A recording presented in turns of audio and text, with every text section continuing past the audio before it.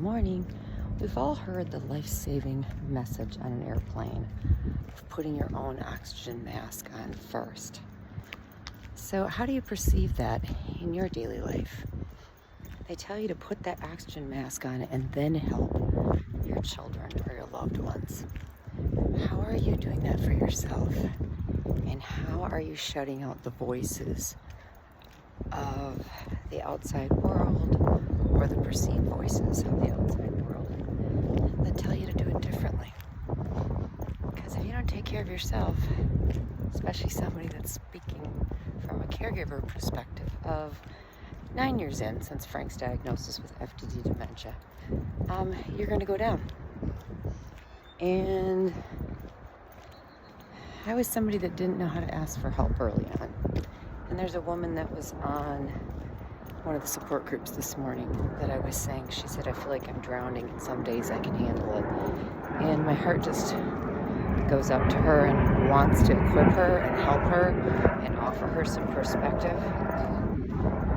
And she doesn't want anybody to know the things that are going on behind the scene with the losses of not only who he was, that a lot of times people don't even see because they only see them for a short time, but the losses of property and jobs and your sanity and all these things, and why we carry that shame.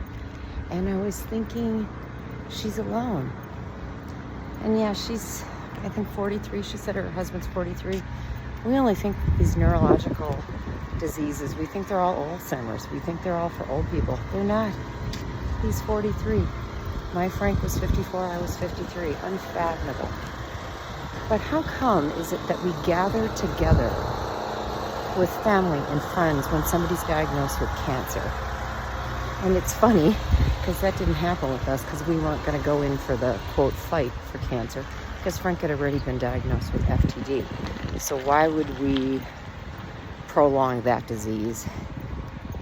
And who knows, maybe because we didn't fight it and offer all these horrific treatments, it's why he is still alive after 9 years. Who knows? But the question's going to be, why do we rally around people with certain diseases and offer support and meals and show up and clean somebody's house and do fundraisers and all these wonderful things? But why do we do it? Because we're familiar with cancer and we're not familiar with a neurological disease, and we stay away because we're afraid that they can't speak, or the horrific, I don't know what to say to the caregiver, or the perception that they'll be okay, they're strong.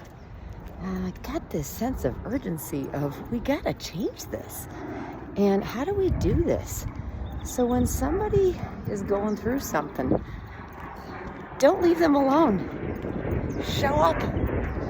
Be kind. Maybe they don't look like the way that they used to, but you know what? That's called grief.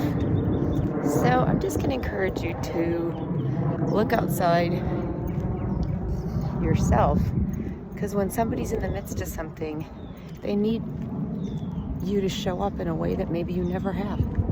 So have a good day. I am trying to do my walk. There are moments still of grief even after 9 years, but then there's moments of extreme joy and beauty. I love my walk here. It was hard to leave Chicago, but boy, this serves me right now.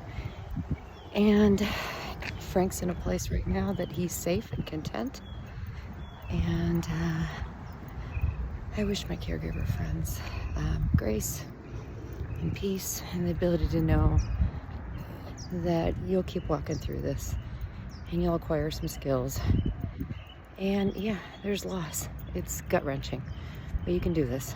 Have a good day. It's Amy in Scottsdale.